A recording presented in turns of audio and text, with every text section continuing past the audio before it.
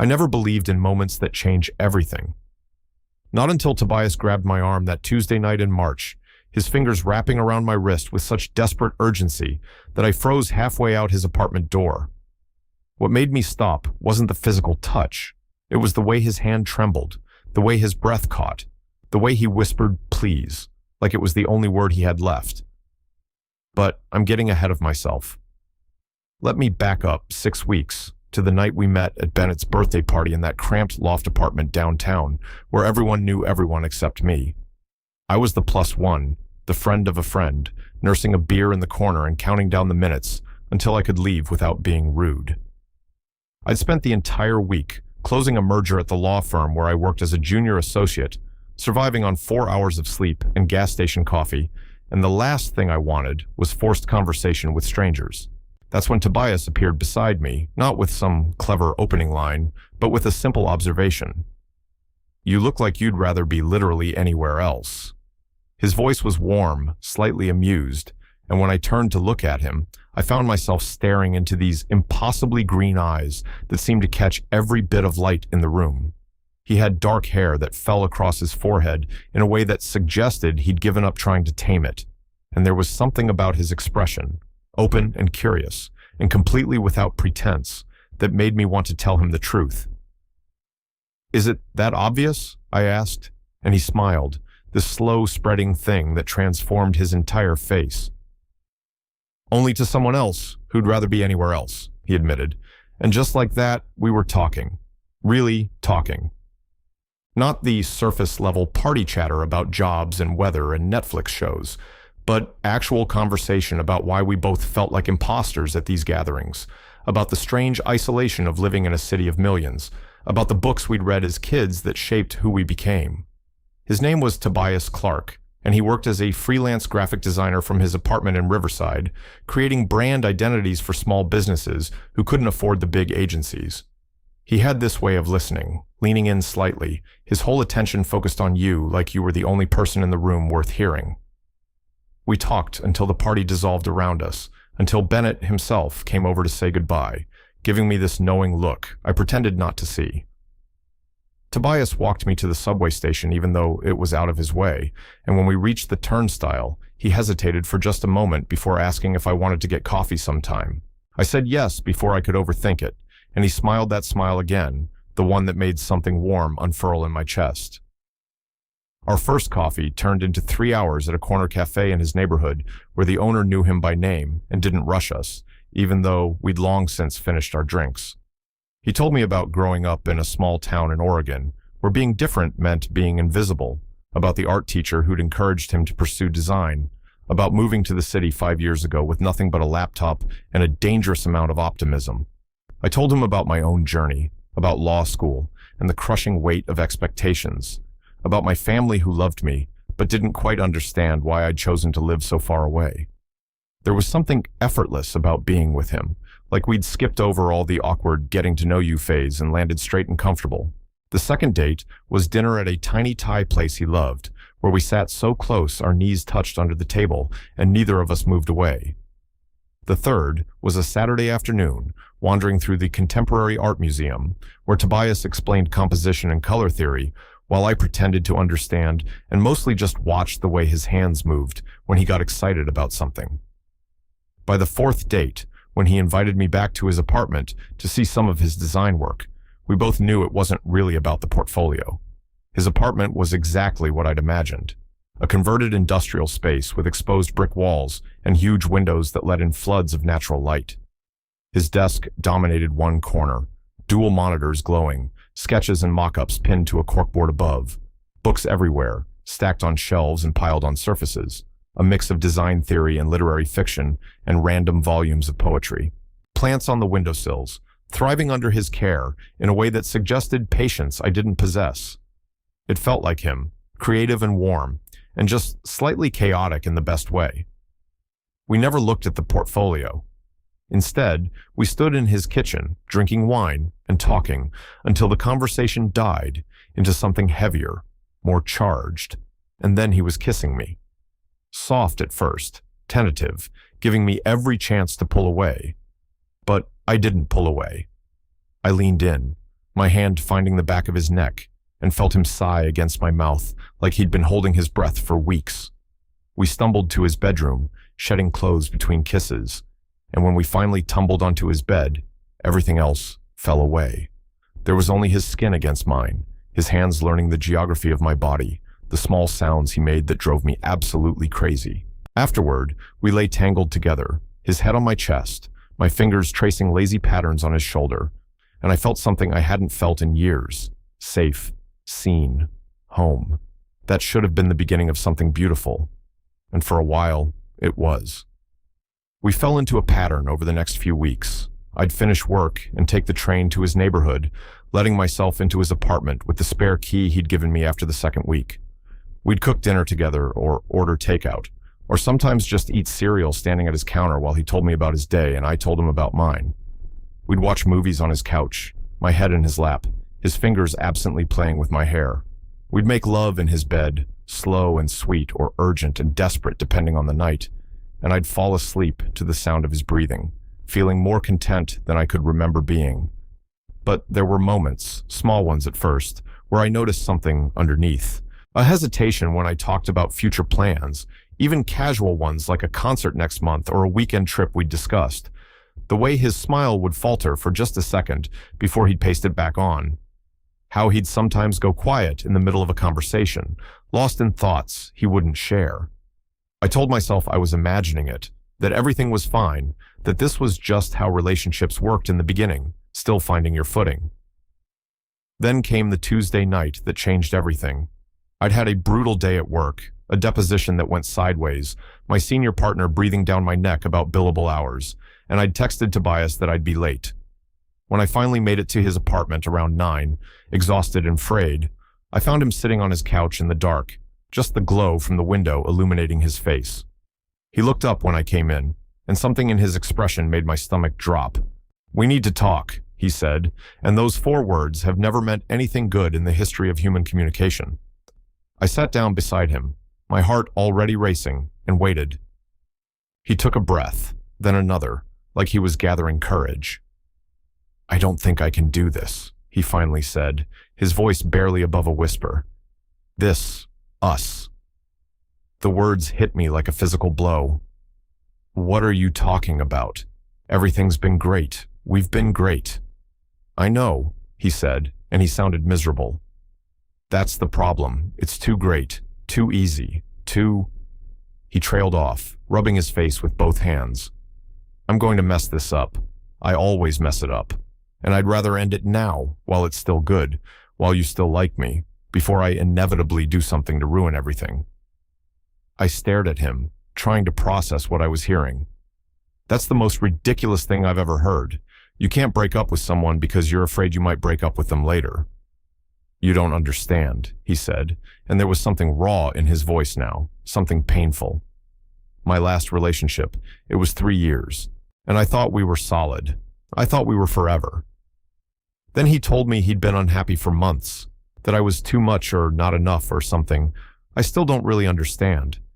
He said being with me was exhausting, that I needed too much reassurance, that he felt like he was constantly managing my anxiety instead of being in a partnership. "I'm not him," I said quietly, "and you're not the same person you were then." "But what if I am?" Tobias looked at me, and his eyes were wet. "What if this is just who I am?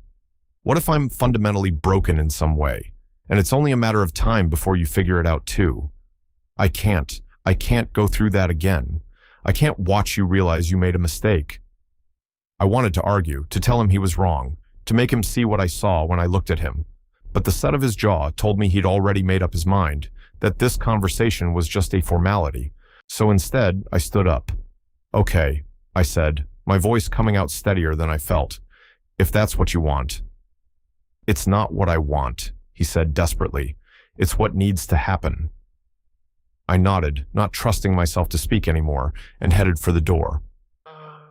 I made it 3 steps into the hallway, my hand already reaching for the spare key in my pocket, to leave on his doorstep, when I heard him move behind me. Then his hand was on my arm, his fingers wrapping around my wrist, and I stopped. We stood there frozen, him holding my arm, me halfway out the door, neither of us breathing. I'm sorry, he whispered. I'm so sorry. I'm terrified. I'm absolutely terrified because I'm falling in love with you, and I don't know how to do that without destroying everything. I turned slowly to face him, and the look on his face broke something open in my chest. Vulnerability and fear and hope all mixed together, his defenses completely stripped away. Then let me be terrified with you, I said. Let me be scared too, because I am Tobias. I'm scared this won't work out. I'm scared I'm not good enough, or interesting enough, or whatever enough.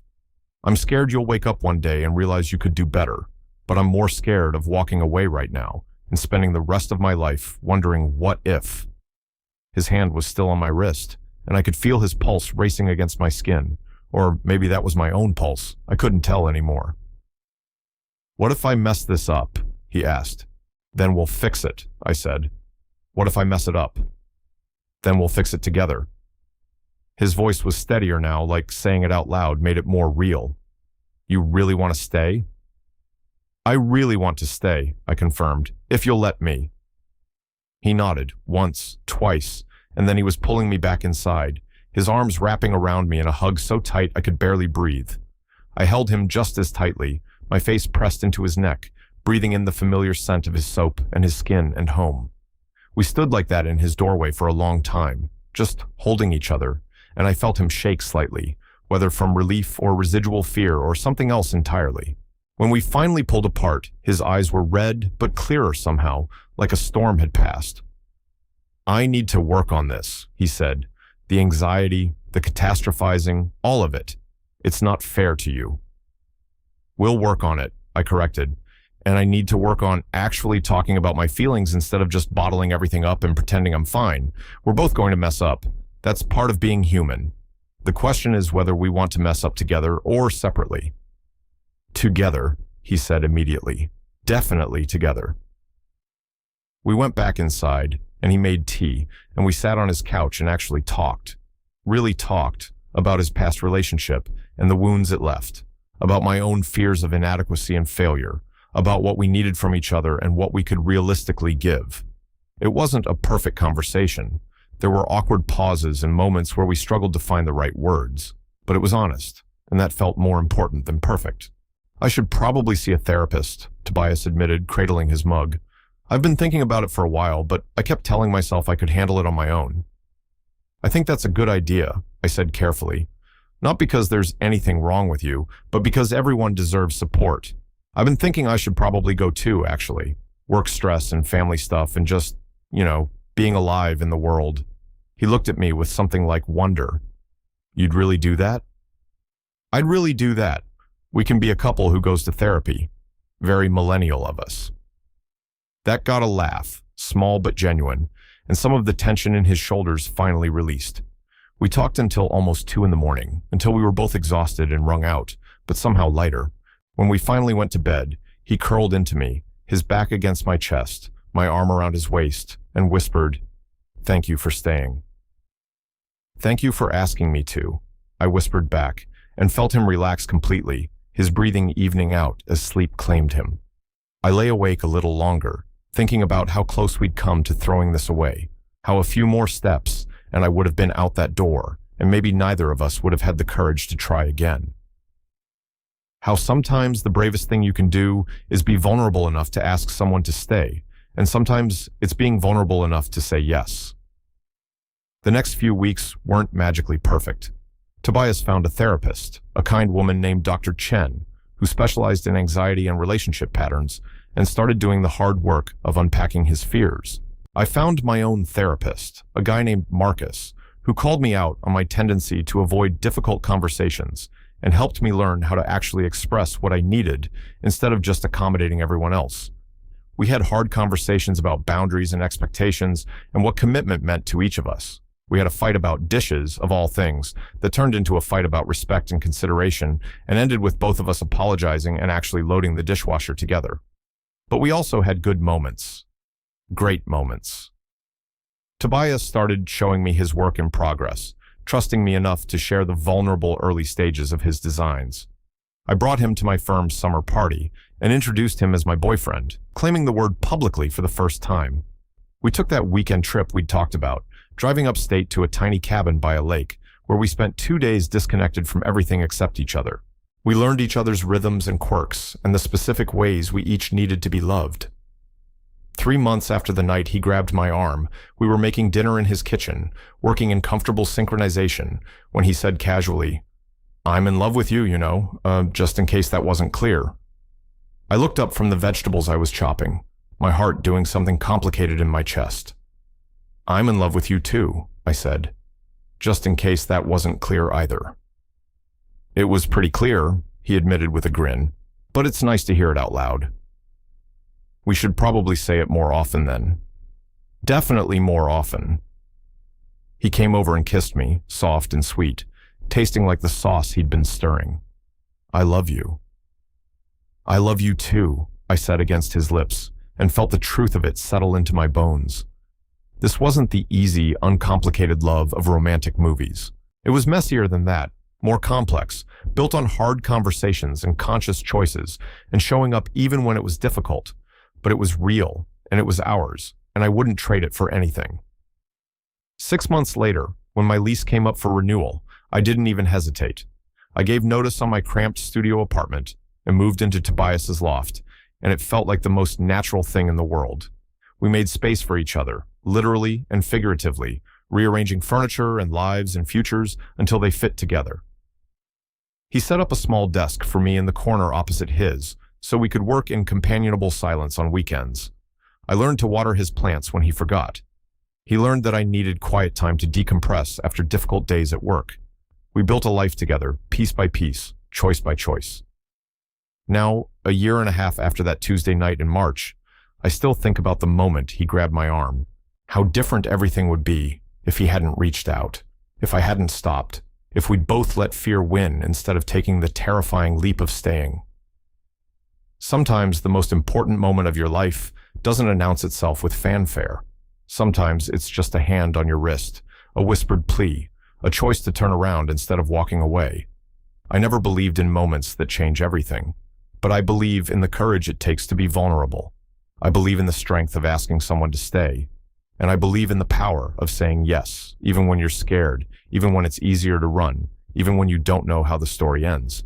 Because some stories are worth the risk. Some people are worth fighting for, and sometimes love is just about holding on when it would be simpler to let go.